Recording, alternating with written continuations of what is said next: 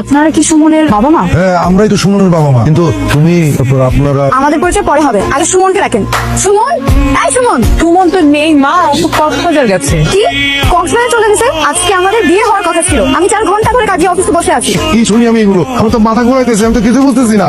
আপনার ছেলে সুমন আর আমার মেয়ে তুলন, ওরা দুজন 2 বছর প্রেম করে।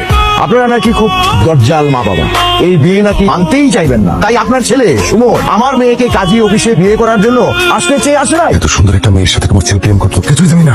আমরা যে এরকম একটা সুন্দর বৌমা পাবো যদি জানতাম, আমরা কি না করতাম নাকি? হ্যালো বাবা, এই এই তুই কোথায়?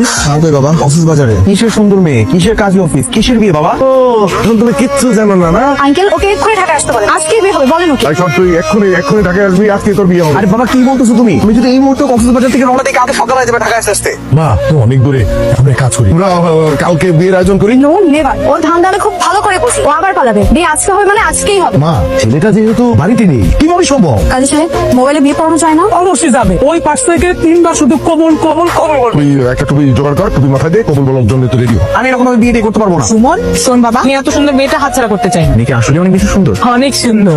আচ্ছা ঠিক আছে, তোমার বিয়ের ব্যবস্থা করো, আমি রাজি। এই যে একটা দিন গেল, আচ্ছা এটা একটু পোস্টারের পরে বসে হয়েছে বাবা, যা। আসলে তো মাশাআল্লাহ। নাউজুবিল্লাহ, এই ছেলেটা আমার সর্বনাশ করতে আমার রুমে চলে আসছে। এই রে, কি আবল তাবল বকো, ও তো তোমার হাজবেন্ড। আমার হাজবেন্ড হতে যাবে কেন? আমার হাজবেন্ড তো সুমন। ওই তো শুনুন আমার ছেলে। এটা হচ্ছে সুমন, আমার বয়ফ্রেন্ড, আপনাদের ছেলে।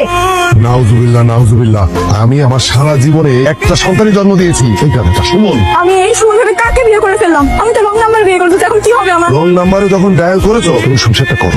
অসম্ভব, আমি জীবনে এর সাথে সংসার করবো না। আশেপাশে কেউ নেই, এটাই পালানোর সুযোগ।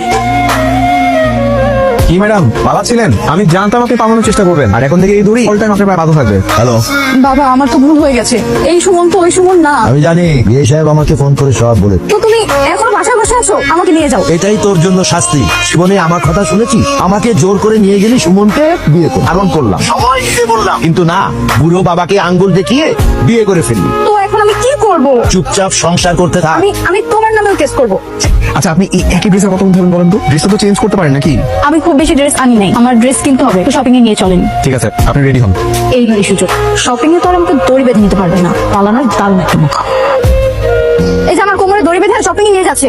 দেখেন আমার নিজের এরকম কোনো ইচ্ছা ছিল না, কিন্তু কিছু করার নেই এখন, কারণ আমি আপনাকে এক চুলো বিশ্বাস করি না। আপনি বলেন তো সমস্যাটা কি? না, আমার মাথায় সমস্যা, পাগল। আচ্ছা কখন কি দেখছেন সুস্থ মানুষকে কোনো পাগল দড়ি দিয়ে বেঁধে নিয়ে ঘুরে বেড়ায়? না তারপর দেখি নাই, পাগলকে সুস্থ মানুষ বাইরে আছে এটা দেখছি। এটাই তো হচ্ছে। আমি যদি দড়ির বাঁধনটা খুলে দিই, এটা না আপনাকে কামড়ায় মেরে ফেলবে জানেন। এই জন্য ধরে বেঁধে এখন মেন্টাল হসপিটালে নিয়ে যাচ্ছি। আচ্ছা ভাই, চালু চলে নিয়ে যান।